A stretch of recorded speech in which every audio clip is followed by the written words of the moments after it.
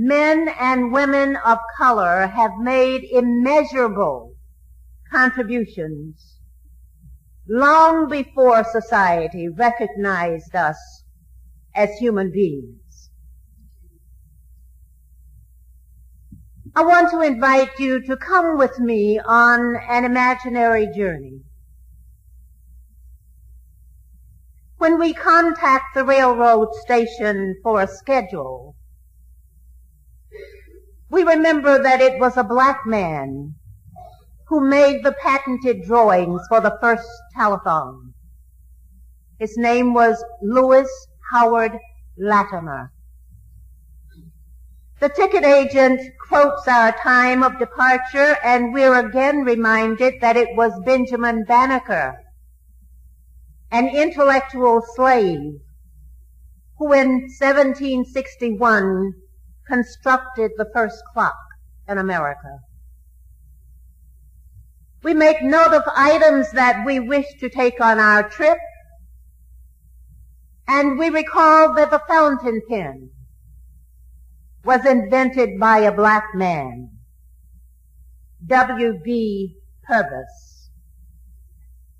As we journey through our nation's capital, we realize that the District of Columbia was designed also by Benjamin Banneker. We travel to the city of Chicago, which was founded by Jean Pont de Sable, a black trader and settler.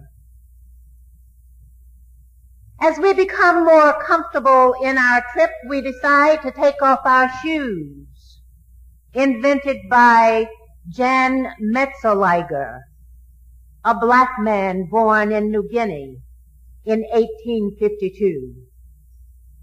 And we read the works of Phyllis Wheatley, Langston Hughes, James Weldon Johnson, and Richard Wright.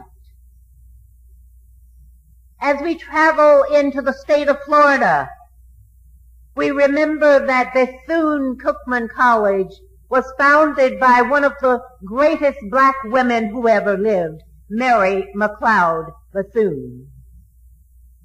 We go on to Tuskegee Institute in Alabama, the site of research for dozens of peanut products produced by Dr. George Washington Carver.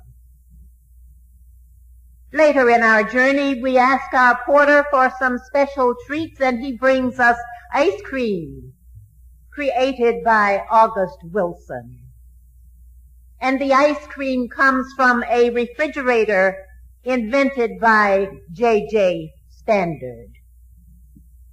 Later on in the evening, we play games as we sit on a folding table developed by Purdy Sadgear.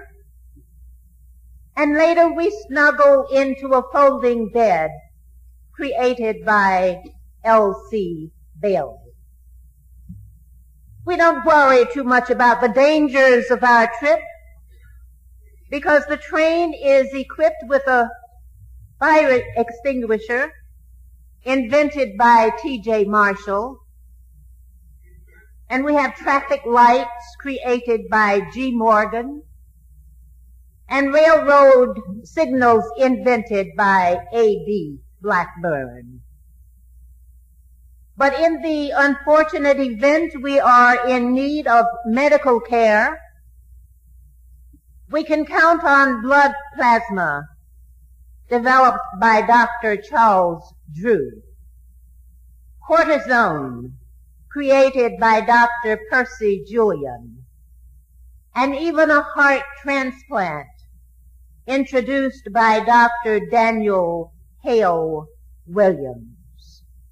These were black people, black men and women, who rode the path, who tread the path, who built the path for justice long before the Emancipation Proclamation. Yes, as we continue our travels through the highways and byways of this land, we can recount thousands of contributions we have made to our country and unending achievements we have caused to come about.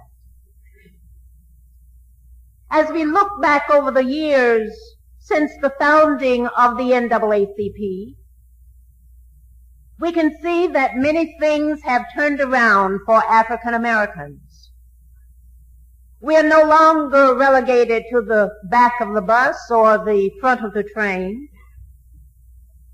No longer are we forced to travel across country without a place to eat or a place to sleep.